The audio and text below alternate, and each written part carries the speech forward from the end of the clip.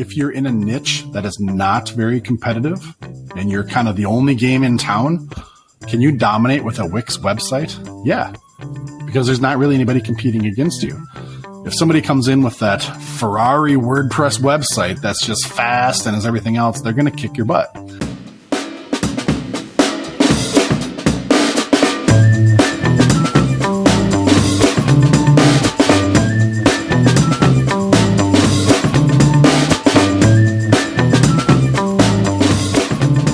Welcome back to Local SEO Tactics, where we bring you tips and tricks to get found online. I'm your host, Jesse Dolan. Here you're going with Sue Ginsberg. How's it going, Sue? Really good, thanks. Really good. Today we're going to be fielding a question coming at us from Philadelphia. That's right. Is that the city of brotherly love? Yes. I got that right? Nice. I've been there once. Yeah, something like that. Been there once real quick. Got to get back there someday. What are we talking about today, Sue? What is the question? Why don't you go ahead and fire us off? Today comes to us from a listener and a valued client. Really good question. Does switching web hosting platforms affect your SEO? And how do you recommend handling this to preserve the ranking that your SEO has achieved? A great med spa client of ours in Philadelphia. Really good question. Had a really good discussion with her about this. Very sharp, thoughtful question, and one that I think many, many business owners have thought about, have considered, because just because you build your website, your first website or your initial website on one web host platform doesn't mean you need to stay on that for the rest of your life. So with that, quote of the day today, if you think it's expensive to hire a professional, wait until you hire an amateur. Don't you love that? Yep. That is a quote from a man named Red Adair, who is famous for taming oil well fires in Kuwait set on fire by Iraq, and whose life was the subject of a movie starring John Wayne, a movie called Hellfighters. Based on his saying, he made a few mistakes in his day and got a disappointing outcome. Been there, done that, already got that t-shirt. I don't know about you. Most recently, I hired a neighbor's kid to fix my moped, and man, did I pay for that, literally and figuratively. Paid the kid and then paid the bike store to fix what the kid just did to my moped. So very familiar with that one. Indeed. As an aside, has anybody seen the movie Hellfighters with John Wayne about Red Adair's life? If you have, please email me. I love this guy's attitude, and I want to hear about the movie. Want to hear if I should see it or not, if it's worth seeing. So please let me know. All right. Before we get to your answer, Jesse, I want to ask our listeners out there, have you ever switched website platforms to make your life easier or to make your website better? Do you remember how easy or how not easy that was? Was it like moving to a new city where you have to change your address, change your utilities, change everything? Or was it just one change and everything else could stay the same? I think we all know certain changes that you make in life or with your website or online, there's a domino effect and many things have to be changed after that. Is changing your website platforms like that, or is it easier? Thinking about changing website platforms is not uncommon. Like I said, just because you build your website on one platform, you're not married to that platform for life. And I don't think that there are any companies out there, at least any successful growing companies, that haven't changed their website when they've gotten to be 2 years old, 5 years old, 10 years old, whatever. So making this change is something that I think is not uncommon for business owners to think about. And just like our very sharp entrepreneurial client asked me, what are the ramifications? What does it mean? What do you have to do? Does it affect your SEO? How do you make up for that? Et cetera, et cetera. So as usual, let's toss that to the expert, Jesse, and tell us what you have to say about this, about the impact of switching web platforms, and if there is best practices or something like that for when you are doing this to get a better website. Kind of a multi-part question here. So we're kind of answer it in a few different phases. Okay. The first chunk I think to tackle, Sue, is does switching web hosting platforms affect your SEO? This is one of these it depends answers because if you're doing it right, the answer is no. It doesn't impact your SEO in a negative way, right? It doesn't harm your SEO if you're doing it right. Also, if you're doing it right, it should improve your SEO, okay? Now, just like anything else you're doing to your website, in this case, switching from one platform to another, if you do it wrong, yeah, it can totally screw up your SEO. And we'll talk about some of those pitfalls and things to avoid here quick. Before we get into that, though, I want to back up maybe to give everybody just a quick reframe on what do we mean when we're saying this even, switching web platforms, right? So we prefer WordPress as the web platform to build your website on, to have your website on. Also, people call it a content management system, right? Or a CMS or a web builder. Different ways to frame it up. We're putting that like in a juxtaposition against the likes of Wix, Square, and Duda. Those are three very popular web platforms, web builders, web hosting platforms, kind of all-in-one solutions out there.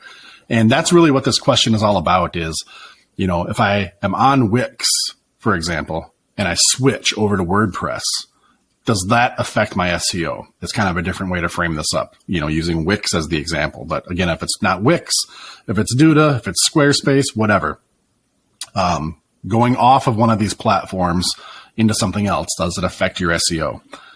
So again, if you're doing it right, it should improve your SEO. If you screw it up, it's going to be a negative impact. Okay. And of course, you know, it can always just be flat, you know, no impact whatsoever if you do it right, but don't improve anything. So now what do I mean by it can improve your SEO? Well, those platforms aren't really created for you to have good SEO.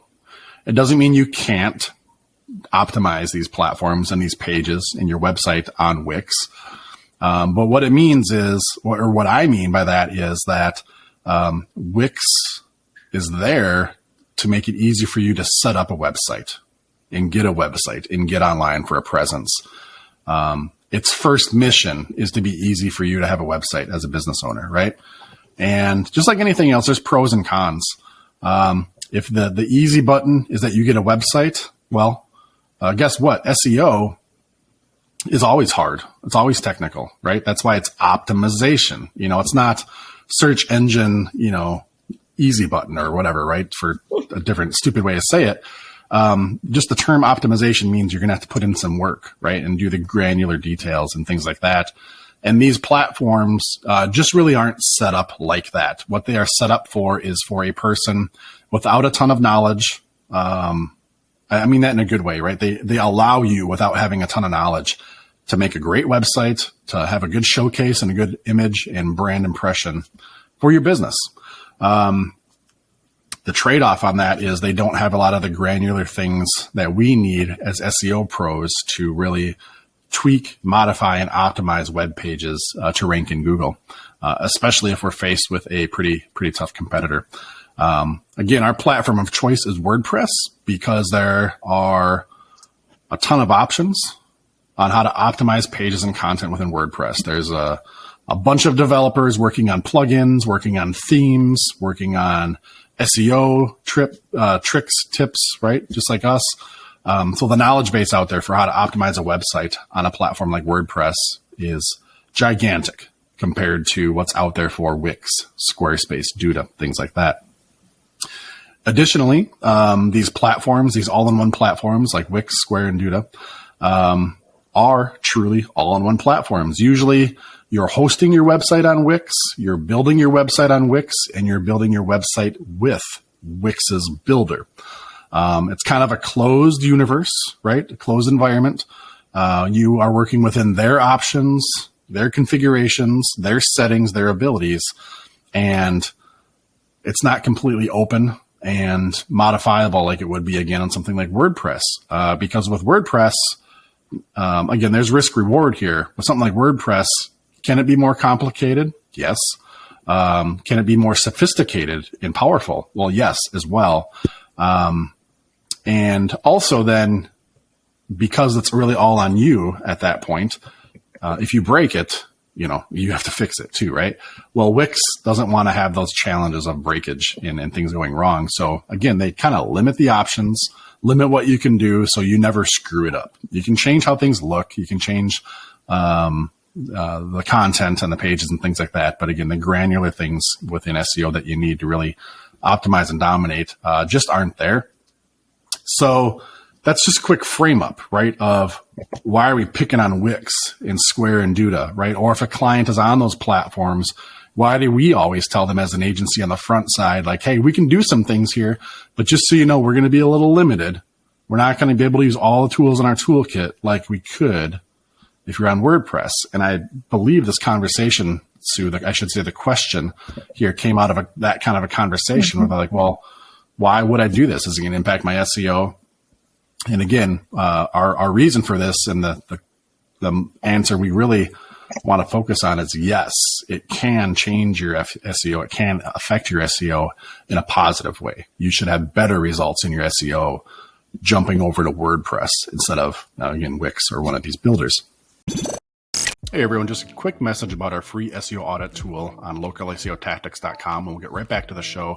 If you haven't taken advantage of it yet, go on out to localseotactics.com/free SEO audit, or look for the yellow button up in the top right corner, click that, and it's going to take just a couple seconds. You enter in the page that you want to optimize, what you're looking for the audit to score against, enter in that page, enter in the keyword you're looking to get optimized for, and enter in your email address, click the button, and it's going to take you a few seconds, and then it's going to send you off a PDF report via email. It's a great report. It's going to kind of give you an overall score of some vital SEO areas for that page and for your website at large, even though it's auditing this page.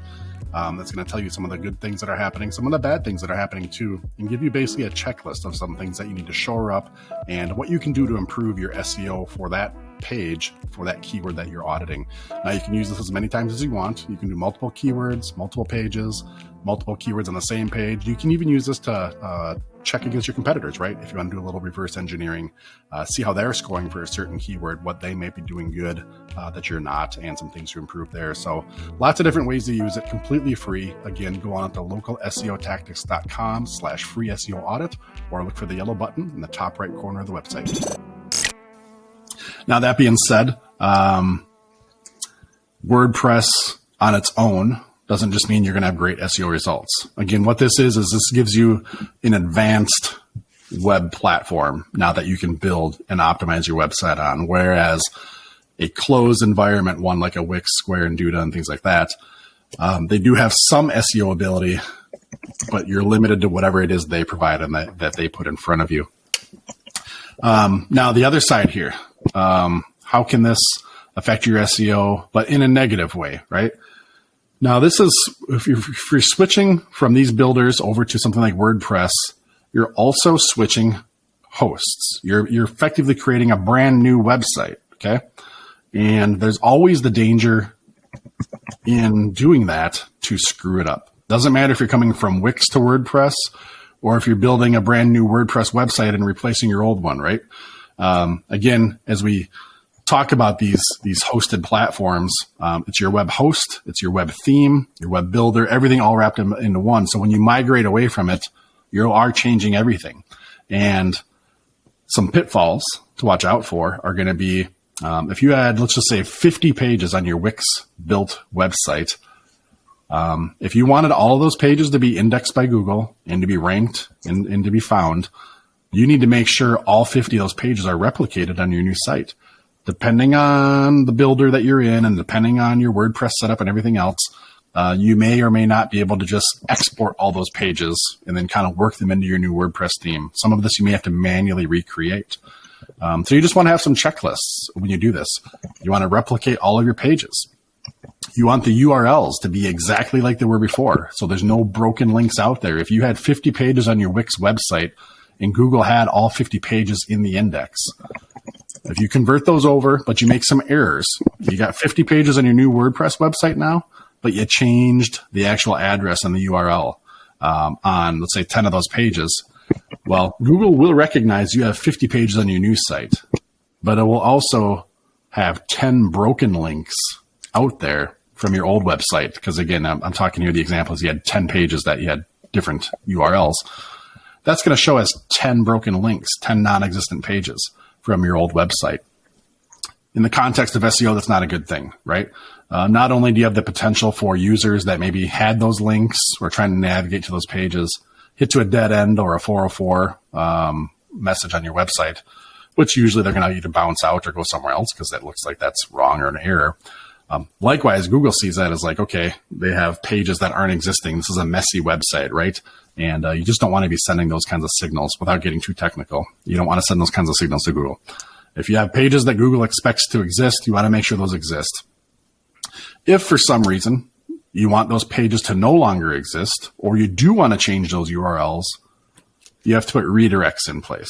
If a page was, abc.com/redballoons, and now you want it to be abc.com/redballoon with no S, you have to make sure that if anybody types in red balloons with a plural, it's going to redirect them to that red balloon with no S to make sure the link still works. They'll go to the new page, but that old page won't show that it's a broken link and thus error out. So that's one example of one of the pitfalls is just, again, copying all your pages over, making sure all your URLs and your links are working and there's going to be no errors there.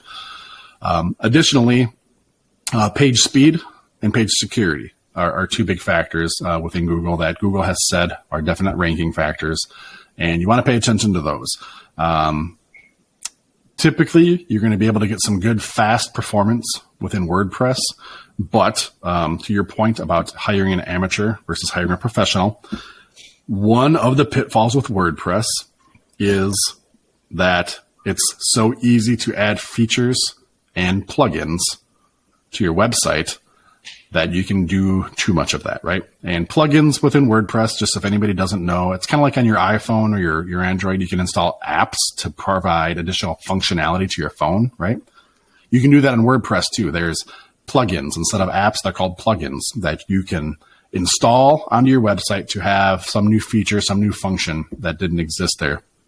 You make it real easy for you as the person designing the website to add to your website. Every time you add a new plugin, you're adding more code, more information, more file space, if you will, however you want to think about it. You're adding more bloat, more bulk to your web page. That can make it load slower. So it can be real attractive to add all these fancy new things that weren't on your old website, but now we're on your new website because it's so easy to do in WordPress. That can slow your website down. And so you want to watch out for that. That can negatively impact your SEO if you do too much of that. And then again, on the security part, if you're using Wix or Square or Duda or any of these hosted all-in-one platforms, they're going to have your website be secure. It's hosted on their server. They're in charge of the uptime, everything else. So just by nature, you should be using SSL security and have a security certificate. If you set up your own WordPress website, that's just something you're going to want to be aware of with your new web host, whether you're using GoDaddy or Bluehost or any of these big places out there. We always recommend SiteGround. We've had great luck with them. You want to make sure you have your security set up to have your site be secure, not only to make sure your users are protected from any malicious phishing attacks or things like that, but also, again, Google has said that this is a ranking factor. They want to see secure websites. All things being equal, Sue, if you have a secure website and I do not, you're going to outrank me because Google's going to favor that. So you want to make sure that that is part of your new website as well and not overlook that because depending on how you set up WordPress and what buttons you push, it may or may not be like that just out of the box. All of this, I would still go back to your amateur versus professional hiring, Sue, in that all of these builders, including WordPress, make it easy for even a novice to put together a good-looking website. As we get into SEO, optimizing, and really these granular details, this is an area that we always say too, it's free with a headache or headache-free, right? You can listen to our podcast and a ton of other resources and spend the energy and the time and the trial and error to figure these things out when you migrate to WordPress and set up these new pages. Or you can hire some professionals to just get it done right the first time for you. this is kind of a critical thing, your website for your business, your SEO, your rankings. I would definitely, before I would start pushing buttons to do any kind of a migration like this on my own, talk to a couple SEO firms, maybe get some quotes, get some advice, before you just jump in head first. Not that it can't be done, but just weigh the pros and the cons. How long is this going to take you? What's the cost for a professional to do it? And make that decision. Whatever's going to be right for you and your business, is going to be a personal decision. But like we always tell everybody, if I need a cavity filled, I'm not going to go on YouTube and figure out how to fill cavities and do my own dental work on myself, even though I'm sure that's out there. I'm just going to go have the dentist do it for me and get it done right the first time. This is an area that is pretty critical, right? You don't want to screw this up, or you're going to be, getting to your point, spending twice the money, twice the effort, twice the energy to have a pro redo it after an amateur screws it up. The larger your website, the more complex it is, the more pages you have, the higher your rankings. All these things for me would give me more pause to slow down, make sure I get some competitive quotes, talk to some professionals, and weigh that option there. So I know that wasn't a part of your exact question, but it's rooted in this question about switching, and then, what are the pitfalls and how do we handle this the right way to make sure nothing gets screwed up. So, well, I love how you started your answer, which was saying, yeah, switching web hosts can affect your SEO positively. There's a reason of improving your SEO to switch websites. Yeah. I would ask you, is it only switching from Wix, Squarespace, or whatever to WordPress that would improve your SEO, or are there other things that an expert could be doing when you switch platforms other than choosing to now use WordPress? Yeah. So, are you saying, for example, if somebody wanted to switch to Wix, or what? Right? Is that what you're saying? What if they wanted to switch from Wix to Squarespace? Are there things they could be doing to either negatively or positively impact their SEO? Good question. So a disclaimer, I guess I would say I've never had personal experience, nor have we as an agency, of doing that kind of intermigration, right? From Wix to Square, or from Square to Wix, or from Wix to Duda, and all that. We've only worked with taking people off of those platforms and bringing them on to WordPress. So disclaimer there, right? I am talking and having an opinion here on something that we have not done extensively on both sides of the fence. That being said, we do, as an industry, generally lump all of those hosted solutions like Wix, Square, and Duda together into the same bucket because they share the same characteristics. They're just kind of different flavors and brands of that same solution. They are all going to have their similar drawbacks. Again, same closed environment. They're built not with SEO as a big factor. They're built with the ease of use, the quick setup, and have a good professional looking website, right? Fairly easily. Would also say that pretty much over the last couple of years, you've seen campaigns and efforts and things like that through each of these platforms to get out there to the public and say why they can be good for SEO. Basically, they've spent a lot of marketing dollars and tried to convince people that you can do SEO with these platforms. They're doing that to kind of offset a lot of the negative connotations that are out there because you can't. There's been a lot of tests within the SEO industry that have shown how you just can't dominate with those. Now, don't get me wrong. Again, just like everything with SEO, it depends, right? We've talked on other episodes. If you're in a niche that is not very competitive and you're kind of the only game in town, can you dominate with a Wix website? Yeah, because there's not really anybody competing against you. If somebody comes in with that Ferrari WordPress website that's just fast and is everything else, they're going to kick your butt. And there's not a whole lot of options you have on Wix to combat that, right? So now Wix compared to Square, compared to Duda, and migrating between all of them, again, if if we're just limiting to within those, I'm sure there can be some pros and cons to each platform, and one platform will be better than the other. And thus, if I moved somebody from one to the other, we could have a similar conversation, forget about talking about WordPress and just speak towards Wix being the best one maybe, right? Conversation just doesn't happen out there in the wild because WordPress is so much better. And we're talking about WordPress, Sue, because it is a content management system that allows people, just like if you can, we always say, if you can open up a Word document and edit it, you can edit your pages on WordPress. And that's kind of how it's built, is to allow you to easily do that, even though a lot of these advanced features like the SEO and the optimization, probably should require an experienced professional or agency to help you.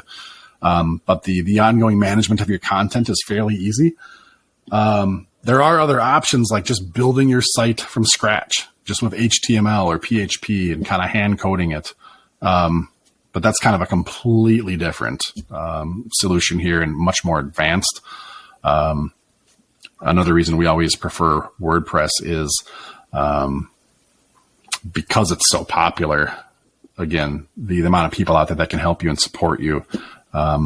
You can almost throw a rock down the road, like we say, right? And it'll hit somebody who knows something about WordPress, so there's some confidence as a business owner in migrating to this.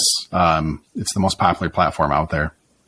Now, I guess we should temper it a little bit too. Always try to be fair and balanced. Roll back the clock a number of years ago, WordPress was looked at as a bad solution for SEO, right? It was slow. It was bloated. It didn't have a lot of features. It was primarily there for people to have blogs. It really wasn't like a corporate website solution. Sure. But to their credit and to the community, people really worked on it to make WordPress the go-to solution. A couple of years from now, a decade from now, who knows? Maybe Wix invests and really turbocharges their SEO feature set to allow themselves to really be dominant and have all the abilities they need. As it sits right now today, here we're recording November 2021. That's just not the case. That's just not the case. You can choose these hosted platforms for easy, quick websites that make you look good as a company. But if what you're trying to do is dominate through SEO, you're just not going to get there with these platforms if your competitors are putting their money into SEO. They're going to be using some other tools, and you're going to come up short in what you have the ability to do. Interesting. I know you have your favorite WordPress themes when you're building or redoing a website. Do the themes impact your level of or your flexibility to do SEO? Yeah, primarily from a code bloat standpoint, like how much code is involved, how the more code, the more things you have to make the website presented online. That's just like a larger file, right? It's slower to load. Mm-hmm. So without getting super deep in the technicalities, I would say your theme can have an impact on how fast your website loads or not. Now, with each theme, there's also going to be maybe some visual or functional things that are more conversion related, not so much pure SEO ranking factors. But yes, some of the most popular themes out there, you have Elementor, Divi, Aveda. Those are probably three of the biggest ones that are out there that people in SEO use. A bunch of other ones, but those are extremely powerful, pretty much universally customizable to produce a website to look however you want it to look, and are not going to be too bad at all for your SEO. But yeah, great question. I'd say themes, and then like I said earlier, so the plugins, the apps, if you will, that you can install onto your website. Those two things, should not just be done willy-nilly. They should be researched, compared against other options to find the best solution with the least amount of code, the least amount of bloat to make your website as fast as possible. Awesome. Good question. It's great. Okay, really good answer. Answers, as usual, not as simple as meets the eye when you first hear the question, right? Right. All right, all you listeners, if you remember one thing and one thing only, remember this. everything you do to your website can have an impact on your SEO effectiveness. As Jesse pointed out, it can be a positive impact. That doesn't mean don't ever change anything about your website. It means either learn how to do it without negative SEO impact or hire an expert who can do it and improve your SEO with the change. Changing web hosts can improve your SEO, especially when we're talking about switching to WordPress. And that's the type of thing we help our clients do when they're looking to switch web platforms or they're asking for our recommendation. So, right on. Quote of the day: if you think it's expensive to hire a professional, wait until you hire an amateur. That's from Red Adair. And again, if anybody has seen that movie, Hellfighters, starring John Wayne, please reach out to me. Tell me if it's worth seeing, and just love this guy from the saying that he has. I'll have to check that out. I haven't seen that either. All right. Well, I think that's pretty good for the topic here. If you're listening and if you thought that was helpful, maybe that spurred some questions you have related to this that you'd like us to follow up on. Maybe you have another question you've just been kind of poking around for a while you'd like an answer for. Either way, if it's in the realm of SEO, we'd like to hear about it, and we'd like to try to answer it for you on the show. Go to localseotactics.com, scroll down to the bottom, click the button for submit a question. You can type it in, or you can follow the instructions to call it and leave a voicemail in our system, and we'll play the audio on here. If we do that, we'll send you off a free Intrix t-shirt if you leave the audio. And right. And you can also give a little shout out and promotion to whatever your website is, and say your name and everything else, and we'll include all that. Either way, you don't have to do that. You can also, again, just type it in. Doesn't matter to us. We'd love to hear your questions, and helps everybody out. The tide rises for everybody as we can ask these questions, get answers, and try to improve our business. So until then, we'll look forward to the next question, Sue, on the next episode. And everyone take care in the meantime. Talk to you later. See ya.